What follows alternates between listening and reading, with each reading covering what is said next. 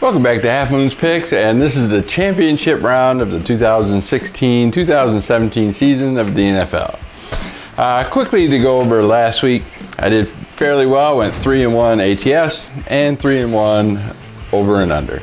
I was right on the New England, Atlanta, and Pittsburgh. Off on the Dallas against the spread. We'll go over that later.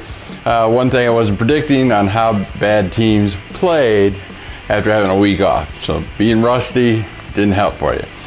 And the unders and overs, I was right on the Dallas, Atlanta, and Pittsburgh game, but I was wrong on the New England game. Again, the rust, which, gave the Houston Texans 13 unanswered points from, New England turnovers. So that being said, there's a lot to go over in this week. One thing I do want to bring up. Last week, if you didn't see my skit with the blind refs in Seattle, I was getting comments like, "Man, you're slow. Hey, you're retarded." I even got one person say something about inbreeding. I know my acting skills aren't all that great, but after putting on that skit, I actually believe that people think I was, slow, as an NFL referee, standpoint, and that's the point I wanted to get across. So I did well at my acting skills somehow.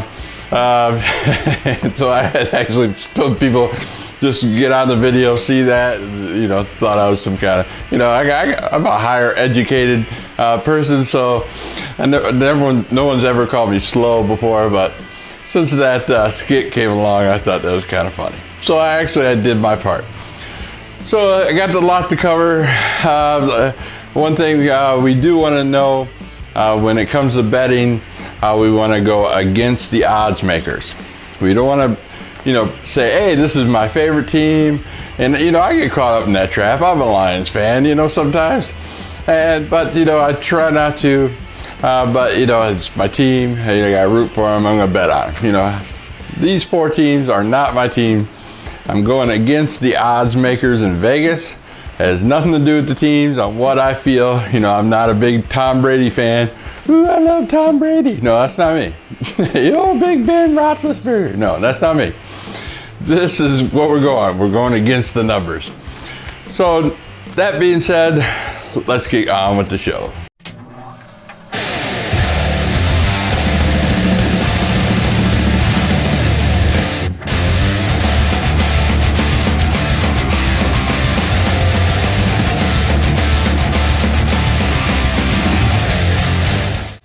All right, my third and fourth pick of the week. Like I said, I'm giving you 4 picks. I'm giving you 2 ATS and 2 under and overs. So this will be my third and fourth pick. Will be the Pittsburgh Steelers traveling to New England. New England is a 5.5 points favorite right now. I see it climbing up to 6.5 maybe by game day. But they will not topple 7 or more. Why is this? Because in the past meetings, New England's won by 7 or more. So again, we're going against the numbers. Of the last 5 meetings, Pittsburgh at New England.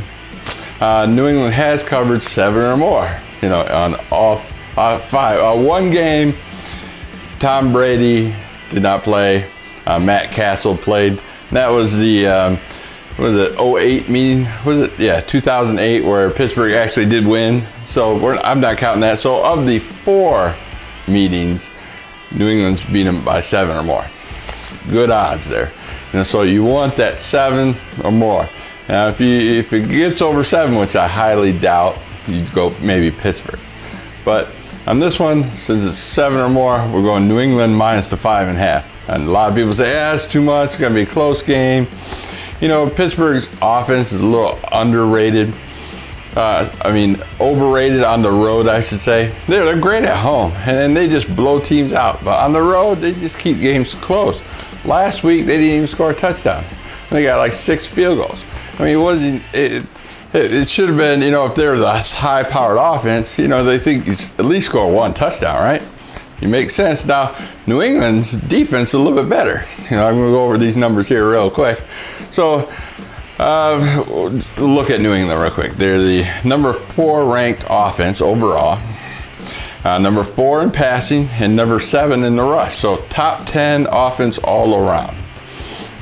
On defense, number 8 in defense. So top 10 defense. 12th in pass, a little bit vulnerable in pass, and 3rd in rush. So that means they're one of the best teams in the rush. So that's why Pittsburgh, they're not going to be able to run effectively, especially being in New England.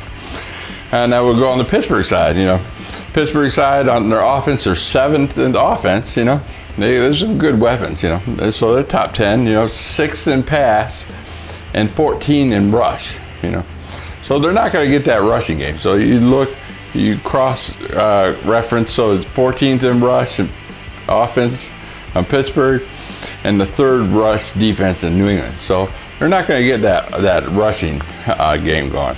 They might get a little bit of pass offense going.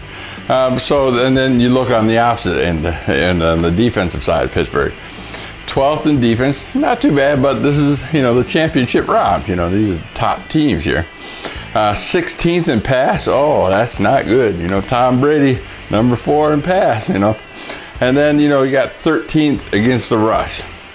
So, so again, the New England will have a little bit of success in running. So they're 7th in rush on offense in New England against the defensive 13th in rush on defense. So they're going to get a little bit of run game going. This game will probably start out slow, and pick up near the end. Oh yeah, like I said, Pittsburgh didn't score any touchdowns. It was all field goals last week. They had red zone issues. So that kind of scares me. I understand it's 5.5 points, but if they can't score a touchdown, they kick field goals. And we got a better defense than they did in Kansas City and in Foxborough. New England ain't no joke. Like I said, of the 4 meetings with Tom Brady playing in the game, they won by 7. Their last meeting in 2015. They won by 24 in 2013. They won by 21 in 2007, and won by 16 in 2002. So those are huge numbers. and what the odds maker do, they will make it lucrative enough. We'll put it up to close to 7, and the public, will take those points, thinking it's going to be a close game, and think you're getting a deal, but actually you're not. So on this game, let's see, Pittsburgh, I got written on my notes here. Pittsburgh has never beaten a Tom Brady-led team in Foxborough, all lost by 7 or more points. So again, 7's the key number. They never did it. So if you're not getting 7 or more points, then it's most likely you're not winning. But anything could happen in football. But that's why we love the game so much. But the odds are against you if you're taking Pittsburgh with the points. So I am taking New England minus 5.5. Now, talking about the under or over here. The over is 51. 51. That's kind of a high number. Of the 4 games, I would say 5 games even with Matt Castle, but they went under 4 of those 5 times. So they only went over once in a huge blowout with New England, 55-31. That was the only time it covered over that 51 points. So in my prediction, I'm predicting New England will win 27-20, which is under the total of 51, and I'm taking New England minus 5.5. And my first and second pick of the week, we got Green Bay traveling to Atlanta. Green Bay is a 4.5 dog. These two teams are so similar that you just flip a coin on who's going to win. Ideally, straight up would be the hardest thing to pick in this game, which is pretty phenomenal, thinking most people think, oh, I can do great straight up. Not in this game. So let's go over these numbers real quick. Atlanta, number 2 in offense. They're number 3 in the pass and number 5 in the rush. Oh, that's top. You can get much better than that. Now, the Green Bay's offense, we'll just compare. Green Bay's offense, 8th in offense, 7 in the pass, and 20 in the rush. The 20 in the rush. Now keep that in mind. Now Atlanta on defense, 25th in defense overall. That's 28th in the pass and 17th in the rush. Ew, you know, I mean, and then Green Bay is just as bad. Green Bay now is 22nd in defense overall, 31 in the pass. There's only one team worse in passing than Green Bay, you know, and then they're number 8th in the rush. So they got a decent rush defense, you know, even though, you know, in their divisional games, they don't have any rushing teams. You know, I think that number is a little skewed because Lions can't rush, the Vikings can't rush, the Bears can't rush. But of course, they got to look good in the rush. You know, I'm just saying. So that number might be a little skewed, but we'll leave it at that. So, you know, if Atlanta, you know, last week it was that Dallas game. Man, Dallas was just so rusty, you know.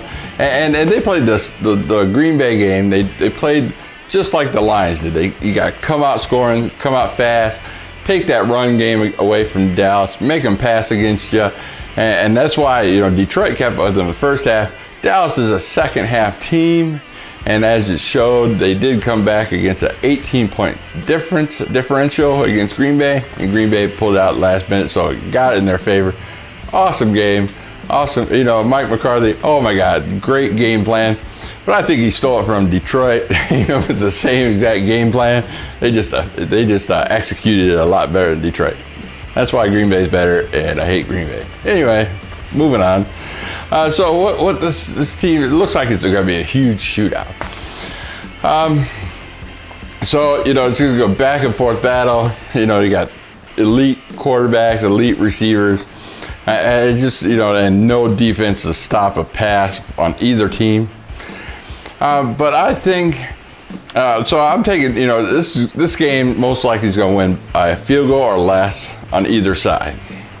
Just like earlier in the week 8, Green Bay lost 33-32. There's a 1 point difference. I don't know where they got these 4.5 points. Usually, like on the New England game, I see where they get in that 7. I totally see it. It's right there. It won't go over 7. They're going to try to get you on that Pittsburgh plus 5.5. They want you to take those points. Now, this Atlanta game, where they get the 4.5, no clue.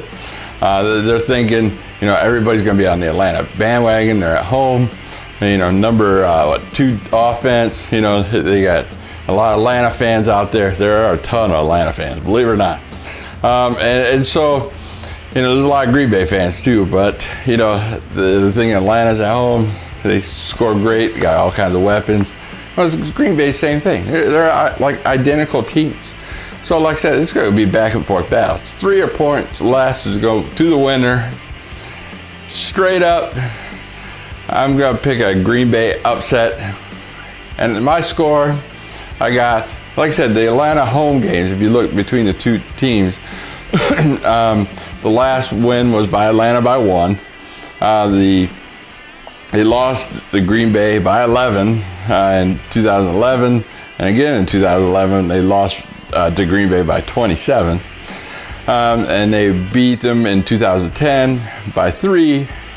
And they lost to them in 2005 by 8 points. So where do they get these 4.5? 4.5 does not mix in there. If it was 3 and under, I totally would get that. But 4.5, no.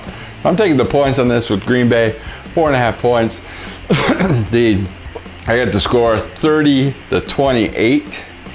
So it's going to be a Green Bay upset and win by 2. But it could go either way. It could be Atlanta win by 2. It's just straight up. It's just stay off the money line on this game. Take the points. Now the under and over, like I said, 61 points is a huge number. They did in their last game go over that. You know, 61 points. They went over, what, 65 points. That last game, it was, like I said, shootout, no defense, all pass. Great game. But again, this under and over one's tough because, you know, 61 is a ton of points. And I think they're going to just try to do a run game. Keep the other team's offense off the, like, they don't want to shoot out. They don't want to run their cornerbacks off and get them tired. They don't want to run their receivers off, get them tired. They want them fresh. They're going to do, you know, slow and easy, take the ball down the road. one stop, one good rush, drive, kill a bunch of clock. That's all it takes to keep this game under. So I'm going with that. 61 points, thinking one or both of these teams are going to try to keep it low to keep the other team off the field. They don't want that shootout again. Of the 5 games, 2 of them went over to 61. So we got a 3-2 favorite. So it's still better than 50%. So I'm taking under the 61 points, as that's too much. So take Green Bay plus 4.5 and under the 61 points. All right, quick recap. If you didn't want to stay through that lengthy speech of mine, I try not to do too much, and I try to give you as much information as I can with such a little time, because I know no one wants to stick around for 20, 30 minutes and listen to my voice, especially when, people think I'm retarded. But what can you do? So my first pick, I'm picking Green Bay minus 4.5. And my second pick, we're going under the total of 61. My third pick, we're going New England minus 5.5 points and going under the total of 51 points as my fourth pick. Now, the contest winner last week, I see it was Wayne Lowry again, 2 weeks running.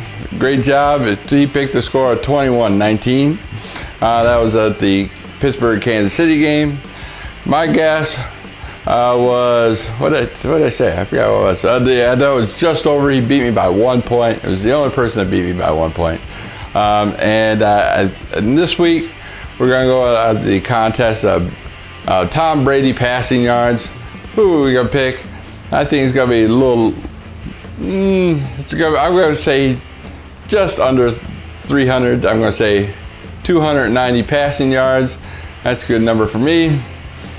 One more thing, I want to give a shout out to Football Guru. His channel is giving away some free stuff. He has a contest on his channel. Here's his URL. Check out, I got the link in below. I won the gear last week, and I'm tired of winning all his, he's giving away all these prizes. I've been taking them. I need some competition. Come on, guys. Go check out his page. Go win some gear. I got a jersey last week. I chose Detroit Lions. That's going to be shipped to me soon. And give me some competition. That's why we play these games. I will see you for the Super Bowl pick next week.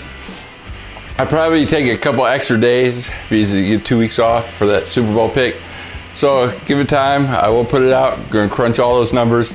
And I'll see you next week. Peace.